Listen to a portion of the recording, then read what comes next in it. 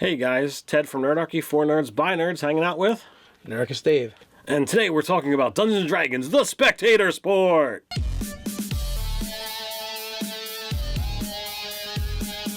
Hey, jump down to the description below where you can sign up for Nerdarchy, the newsletter. It's a great way to get gaming tips, as well as learn how to game with Nerdarchy. So we're going to be talking about Watchers, and I'm not talking about the bald guys with the giant heads from the Marvel Universe either. Are we talking about the people that watch the Immortals that cut off each other's heads?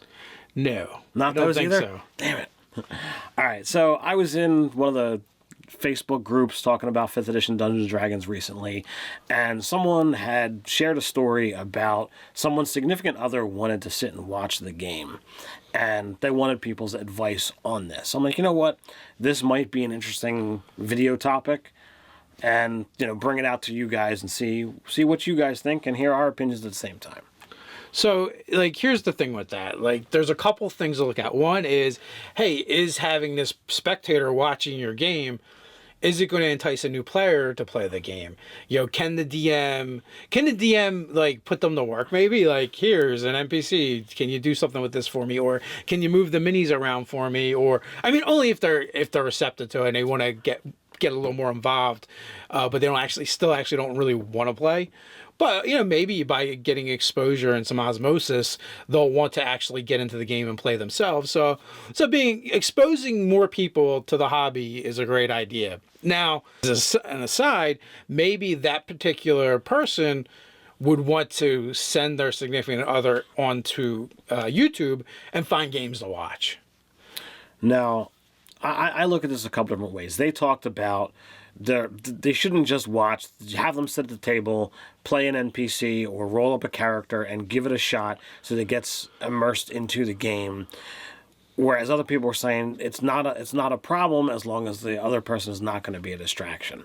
Well, I actually have stories from when I was in college. We would play in what was the Commuter's Lounge.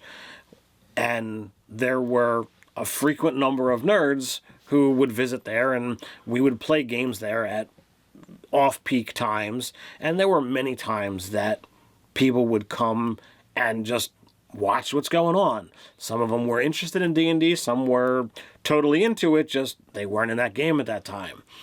I actually ran a game once that was totally theater of the mind game. It was a multiple personality game where there was only one physical body in the world, and all the player characters were different personalities with their own set of abilities for that character, and there was a die 20 roll to see who was in charge of the body at any given time, and they could contest each other. Well, I had a large number of people watching that game, and frequently people would come to me in between sessions like, hey, how do I get in on this game? And they'd watch for a session or two to see what was going on, and then once people were okay with their presence there, they'd be like, all right, I'm going to try and vie for control. And new personalities would just manifest, and people loved it. But other people stayed and watched the whole game, enjoyed it without ever really getting involved, and they enjoyed being a part of that story, even if they weren't really a part of the story. Nerdarchy Ted, the original Matt Mercer, minus all the voice acting chops. So I have another story with this too, and it goes into a darker direction. One is absolutely it can't be a distraction or a disruption to the game. If that's going to happen, then it's better if they just stay home and go find something else to do while that person's gaming. We were gaming in one of Ryan's old apartments, and he always had a bunch of roommates, and it was actually me, Mark, Ryan, another guy that Ryan had brought into the game, and a guy that used to game with us, and then eventually moved into our gaming group, Stefan. Well, his roommates basically started having a party in the middle of our game, and we're playing in the common area, the living room area. And I know me and Mark just shut right down. It felt really uncomfortable and weird to be gaming in front of all these other people. And also that was a time and point in my life where I was far less open about being a gamer than I am now. And so I was actually a little embarrassed. So like in that case, it was a horrible experience with having people around, and they weren't even really watching us. They were just there. They were like, well, what are these guys doing? And because there's all these books and weird dice and, and we're talking in funny voices and stuff. So they're just like curious.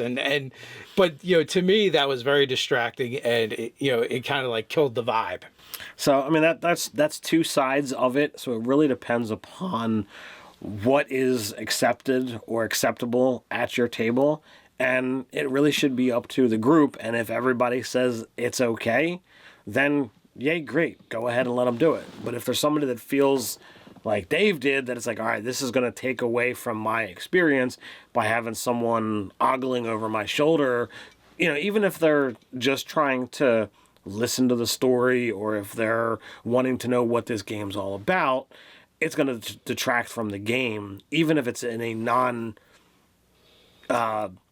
non-distracting way. Like, nothing they're doing is distracting, but their presence is. So, I don't know. There's two sides of it. I just think that everybody should, be able to make their own decisions on this. So, what do you guys think? Put your thoughts down below. While you're at it, don't forget to like, share, and subscribe. Check us out over nerdarchy.com. So until next time, Stay nerdy.